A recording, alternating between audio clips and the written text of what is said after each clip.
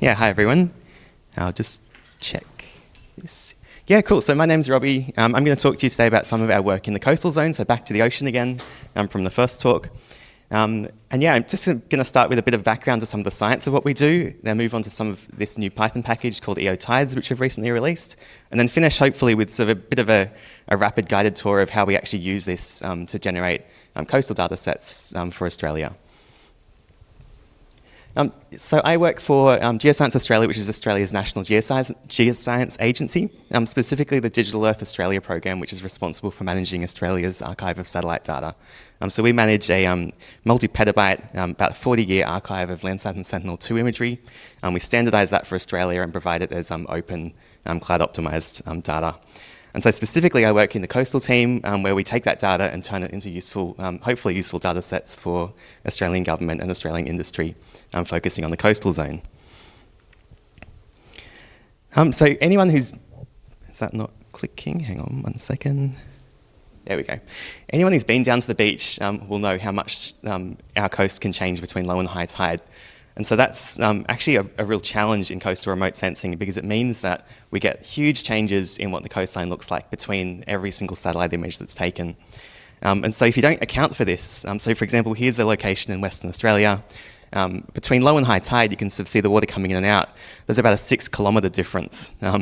So if you take two images and don't think carefully about what tide stage they were taken at, you can get really, really huge change that is just because the tide's changing. Nothing's actually changed on the ground. It's just this regular process. So this is a big challenge, but it's also a really cool opportunity as well. So in ocean tides, out of all of the natural phenomena that can mess with your satellite remote sensing data, ocean tides are one of the most predictable.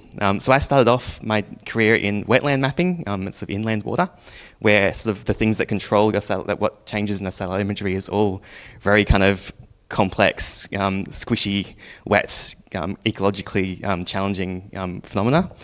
On the coast, tides are really just maths. They're maths and physics. And these sort of regular patterns of change over time are things that we can sort of break down and represent as waves. So really just the change in water heights at the coastline can be a bunch of different waves with different frequencies and amplitudes. And so that means that we can, once we understand what those waves are, we can then use them to predict with really high accuracy what the water levels will be at any time. So there's a whole bunch of these waves. You can sort of see an example of waves with different frequencies here. There's about 500 of them which are known. Generally, it's just a couple which make the most difference to the coastline. But these waves sort of all interact, they all add up, and they give you the water level at any time of day at the coast. So one way that we predict tides is at tide gauges. So if you have a record of what the water level was, you can use that to work out what those waves were, and then you can use that to start predicting tides. So if you've been on your weather app and you sort of see the little high tide, low tide prediction, that's often done at these tide gauges, and then it's sort of simply sort of reprojected or interpolated to your location, so kind of based on the nearest tide gauge. This is great if you live in an area, say on the east coast of Australia where there's lots of tide gauges, but many other places in the world have much less coverage. So you can sort of see here an example of where we have about a 1,000 kilometre gap in Western Australia. If you live in that area, you're going to get tide information from one of these nearest gauges, which might not be applicable to where you live at all. And so that, for coastal remote sensing, is a real challenge, because if we have satellite imagery for that location, we have really no way of working out what the tide was for each image, because we just don't have any measured data anywhere near. So luckily, there is a solution to this problem. So satellite altimetry, which are satellites that fly over and take laser and radar pulses to measure the water surface height. This data has been used to develop what we call global tide models, which basically sort of use this estimates of water level height all across the world to develop these models that can be used to predict tide heights for any location at any time. And so this is a really, really good fit for coastal remote sensing because these models can literally take any satellite image, look at the time it was taken and the location, and then use that to predict tides. That can be anywhere in the world. You can sort of take your satellite imagery back through time, or you can also, really importantly, as new satellite data comes in, you can use these models directly on it to calculate a tide height without having to actually get measured data of the ocean. So these models are really promising in theory. There are some big challenges that make them hard to use. So there's many of these models. Some of them have been built up to 2 or 3 decades ago. They have really bespoke, complicated formats. Some of these models work better than others. Some of them work well in some places and not well in others. And they're often really slow to run. So these are sort of really giant netcdf files under the hood mostly, which means they work well for small bits of data, but are much slower and harder to run for large areas. So when we're sort of doing continental scale coastal remote sensing, where we're looking at sort of trying to predict the shape of the shoreline across the entire continent of Australia, this really isn't a great fit for that. So to be able to get these tide models into a format that we can use for sort of large-scale coastal remote sensing, we need a couple of things. So we need better performance, hopefully with some parallelization, so we can run things at scale. We need, ideally, a sort of standardized API, so we don't have to worry about these bespoke tide model formats that are all different. And most importantly, we really want something that integrates with existing open source frameworks for analyzing satellite data. So this just would mean that we can basically fit these tide models into our sort of existing remote sensing workflows without having to rewrite everything.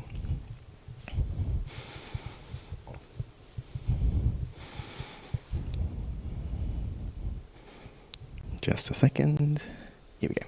So these are all problems we set out to solve with a new package that we called EOTides.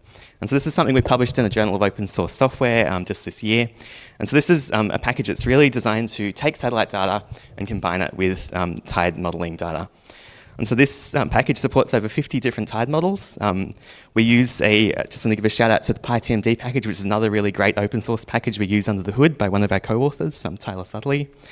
And importantly, we integrate closely with Stack, and we include all sorts of parallelization to allow us to run these tools at scale for our sort of large remote sensing projects. So really, under the hood, this is fundamentally what we're trying to do here. So we have, on the left, a stack of satellite data, so a multi-temporal stack that you might load from something like ODC Stack or Open Data Cube. We take that stack, we then pass it to our package and generate a sort of equivalent data cube of tide heights, where we have an estimate of the exact height of the surface water at every single pixel and every single time step. And then once we have those two data cubes, we can combine them and start doing really fun, exciting coastal science with them. And so there's a whole lot of things you can do once you have that sort of two matching data sets in the same shape and size. Just going to give you a quick tour of some of the basic functionality we have. So sort of starting off at the least exciting stuff, these models are really, really hard to set up. From experience in Geoscience Australia, we used a single tide model for roughly about 10 years, basically because it worked and we were too afraid to break it. So there was a long period where we were just using this one model that wasn't necessarily the best one, it worked. So one of the things we've tried to do in this package is really document how to set up these models to start with and sort of get running with them. So then you can sort of start doing all of the more advanced stuff. So we have a bunch of documentation. We have some tools for sort of working out what models you have access to and what ones you could use. We also have some tools to kind of take these really giant models and clip them down to your study area. So say if you're doing analysis in New Zealand, you don't need the whole world's data. You can clip down to a sort of smaller subset and start doing your analyses much quicker. Okay, so the core functionality of the package is this. So basically, we take a stack of satellite data in X-ray format. The package will then look at every time step in every pixel and calculate tides into every single pixel in our data set. And then we sort of get back out a nice X-ray formatted data set. You can see it down the bottom here, tide height, which we can then add back into our data as sort of an extra analysis dimension. And then that can be used to start doing all of your sort of filtering, sorting, analysis by tide height. I mentioned before that trying to improve performance is a really important part of what we've been doing here. So parallelization is built into all of our functions. Generally, depending on what size computer you're using, you get about a 3 to 10 times speed up, which can be the difference between something that takes it isn't practical at scale and is sort of something you can run at really sort of large extents. So this is the kind of output you can get. So this is an example of analysis of tide height across all of Australasia. So here you can sort of see blue is areas where the tide is low, red is areas where the tide is high. And this is, I think, every minute for a week of data And this processed in, I think, maybe a minute to do this whole analysis. So you can sort of see these amazing hypnotic patterns of the tides changing over space, which I hadn't really seen. I'd kind of thought of the tide as just being something that happens at one location, but to actually see it spatially, so you can see things like the sort of tide slowly rotating around New Zealand. It's really amazing insights you can get into these processes. So one thing we've discovered with coastal remote sensing is there are some really nasty biases you need to be aware of if you use data like Landsat and Sentinel-2. So one of the challenges is that these satellites fly over the coastline or anywhere at roughly the same time every day, so about 11 o'clock, which is when it's the least cloudy time. The issue is that tides don't always happen at that time of day. So depending on what location you're in, often there'll never be a high tide at 11 a.m. or there'll never be a low tide at 11 a.m. And these biases are spatial, so they change along the coastline. You can have, in one neighbouring bay, you can have never see high tide, and the next bay you can never see low tide. And so what it means is that if you try and compare satellite data for one coastal location to another, you might be comparing apples and oranges. They're just completely different sets of tides. So example here, on these graphs, they'll come up a few times. On the y-axis is tide height, on the x-axis is time. The blue is sort of the full tide range, and the black are satellite observations. You can see here the black never gets up the top, so we never get a satellite image of high tide at this location. And at this location, we never get an image of low tide. So these are really strange and confusing biases. The challenge is that even if you had multiple decades of satellite data, these satellites will just never take that photo. So there's no way of really solving the problem, but at least being aware of it is an important step. So we include in the package a bunch of utilities that you can sort of point to your location and get back some stats that sort of tell you that if you look at this location, you've at least got some awareness that you're not seeing certain tides, and then you can start to build your analysis around those limitations. And finally, we have some utilities in here to sort of take our tide model data, which has variable accuracy. It works well in some places and works poorly in others. And then sort of compare them to actual measured data from tide gauges. So just sort of trying to work out what models work well, what ones don't, and that can sort of be used to guide your choice of models in your analysis. And this is really important for sort of your really complex areas like estuaries and bays, where some models work well and some models just work terribly. All right, so that was sort of the first half of the what the package does. The next sort of thing I want to show you is just an example of, now that we have this, what kind of things can we do with it? So this will just be a bit of a tour of some of our coastal products and how we use EO tools, EO tides in our workflows, and some of the sort of the future directions as well. So again, this is all tying back to this concept that once we have a satellite data stack, we can get a tide stack that matches it, and then we can start combining them to extract more value and learn more about how the satellite data explains the coastal environment. So starting at sort of the kind of easiest thing to do is that we can take a stack of satellite imagery and we can sort it by tide height. And so in this animation, we've taken, I think, 3 years of Sentinel-2 data, and we've sorted every image from low tide to high tide and sort of cycled through there. And this can be a really sort of, taking this approach and then animating it can produce something like this you can see, which can be a really powerful way to sort of understand how our coastal environments change with the tide. So sort of how these different landforms appear as the water retreats. And you can also see some really other interesting processes here. So you can sort of see between these islands, as the high tide rises, you can sort of see a pulse of sediment and currents moving through them.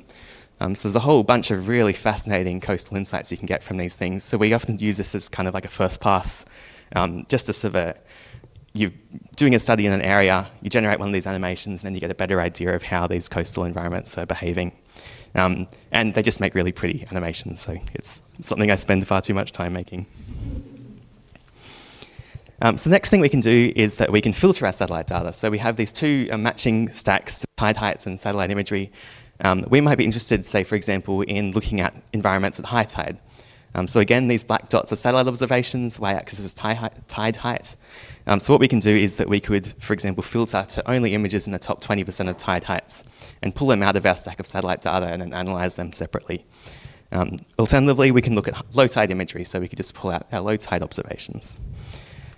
So this process is something we use in a product called DA Tidal Composites. This is basically a sort of imagery composite product where we take our stack of satellite imagery, we filter to low and high tide observations, and then we generate these nice, clean, cloud-free mosaics. So in this image here, you can see what the coastline in an area of Western Australia looks at high tide. If we switch to the low tide imagery, you can see all of these beautiful features start to emerge that are completely hidden at high tide. So it's it feels kind of like an X-ray, like you're kind of looking through the water surface to see these things which are normally hidden in most images. But by filtering our data, we can sort of start to extract them. So this is a really, this data set we released just this year, and we're sort of thinking this is a really nice data source for machine learning, because these can be your sort of low tide covariates that can explain what these environments look like at different tide conditions. Another thing we can do is we can look at mid-tide. So this is often, because of the biases I mentioned before, often you don't see low and high tide at locations, but we almost always see the middle of the tide range. And so this is really good if you want to do consistent mapping across space, because this portion of the tide range is always captured well. So this is something that we use in our product called DA Coastlines, which is a national coastal erosion data set. And so each of these lines you see on the map back there are sort of a mid-tide composite, sort of the median conditions at the coastline for every single year. And so what this means is that we can use those annual shorelines, compare them consistently, and then start to calculate rates of change and identify these sort of erosion and growth hotspots around the entire coastline of Australia. And this was, we published this a few years ago, and a paper in Remote Sensing Your Environment. This at the time was sort of the first continental scale assessment of coastal change in Australia. And it revealed some really fascinating things about our coastline. Most importantly was that Australia isn't changing much. We're actually really, really stable. I think it's such an ancient country. Everything it has that could change has already sort of eroded away and been worn down. Okay, and then finally, we can do some really complicated stuff. So the other two examples of sorting and filtering are reasonably straightforward operations you can do in X-array. We can also do fancier things like this, where we basically have, for every pixel, we look at a time series of satellite data of a water index like NDWI. We compare that to tide height, and we look at how the pixel responds to increasing tide. And so what this can give you is some insights into basically when a pixel switches from dry to wet as the tide increases, and we can start to use that to learn more about the shape and the topography of the coastal zone, including estimating elevation. Basically, as this pixel goes, as the tide increases, the pixel gets flooded. At the tide height at which it gets flooded, that gives us a pretty idea of how high that pixel is, with high pixels getting flooded later and low pixels getting flooded earlier. So this method has been used in probably my favorite coastal product we generate, which is DEA into tidal. And so this gives us an estimate of elevation for every coastal pixel across Australia, and we do that through time for every year. So we basically build up these 3D models of the coastline, where this is sort of like 3D topography, bathymetry data, like in the first talk, just for that sort of narrow strip of the coast between low and high tide. And this is really a pretty powerful data set, because once you have DEMs, digital elevation models for different time steps, you can then start to sort of subtract them and compare them and look at how sediment is flowing across a shoreline, and sort of looking at sort of volumetric change in the amount of sand and mud on our coast. So yeah, the nice thing about sort of stack integration in all of our packages is that this means that our workflows are now sort of internationally applicable. So this is on the left, I was sort of nerding out, looking at all of these tidal flats on the flight in to Auckland, and so ran some of our DA into tidal products just over south of Auckland, and you can sort of see these tidal flats that appear. These are actually, given that the tide range here isn't huge compared to some areas in Australia, these are pretty impressive tidal flats anyway. I think it's about a 4-kilometre tidal flat at low tide, so it's pretty amazing environments that sort of remain hidden in most of your time series. So I think that's all I have. The package is on PyPy, and we have documentation in the first QR code. We have a bunch of Jupyter notebooks that show you how to use these things. And we also have some extra tools for using Stack, sort of loading satellite data with Stack as well. That's sort of just part of this process. But yeah, there's hopefully documentation there to get started. Very keen to keep it. This is all sort of stuff that we've developed primarily internally, but are releasing so that it's available to everyone else. If you have feature requests or things that don't work for your application, we'd love to know about it, because we're sort of hoping to keep this improving as we go. So yeah, thank you everyone.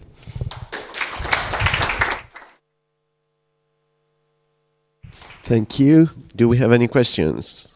Yeah, a few.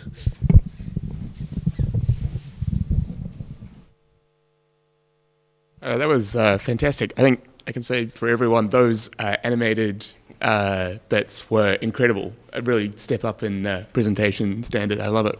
The thing I was wondering about for your you see your background was in the wetlands and stuff.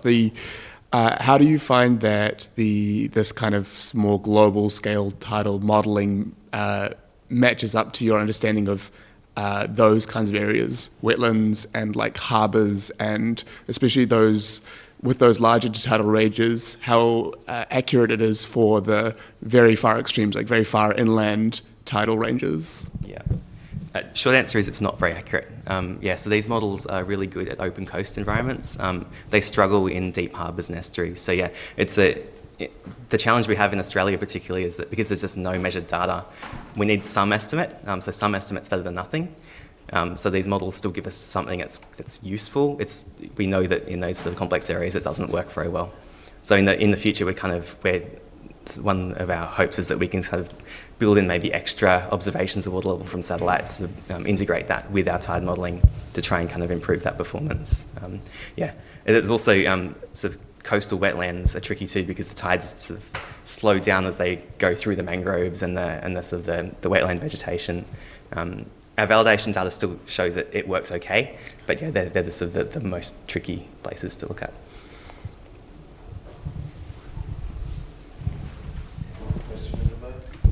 Hi. Oh, sorry. Wow, great presentation. Thank you so much. That's very cool. And I'm wondering about all this analysis that you've been working on and that you've presented here today. Like, is that available? Do you think that would work for pretty much any area in the globe? Is that that's the whole point of this, is that it's reproducible, but not just satellite imagery or whatever other data that you would use as an input that's only available in Australia? You could use this for anywhere in the world? Yeah, so that's where with the coastlines data set, this was originally a bit more bespoke for Australia. Alex Leith, who's at this conference, has actually been doing all the work taking our algorithms and running them in different places. Theoretically, those older algorithms definitely do work. They just take a bit of effort to update our code. The new ones, like DA into tidal, these are sort of being written so that they are applicable globally straight away. So every single data source is open source. The algorithms should run anywhere on global satellite data, and the tide models also work everywhere in the globe. So yeah, that's definitely going forward. We've learned a lot as we go. Everything we generate now is designed to work in Australia and elsewhere as well. Great, yeah, thanks. You mentioned earlier on this was useful for predictive modelling. How does it go with predicting extreme events, say king tides and the rest? Yeah, so extreme events aren't included in these models, so they are really good at predicting those regular sort of, again, the tide cycles which happen every day in the same way. They don't include they don't include storm surge and those sort of extreme events at all. So that's another sort of a future step for us is to find a way of building them in. The challenge is that requires observed data, or at least close to observed data. So the beauty of tide models is that they can run any time in history in the past or the present. You don't need any extra data. Once you start to include those extra kind of non-tidal sea level effects, you need sort of actually measured data from the shoreline. So yeah, we'd love to include that. It gets much trickier for large scale work.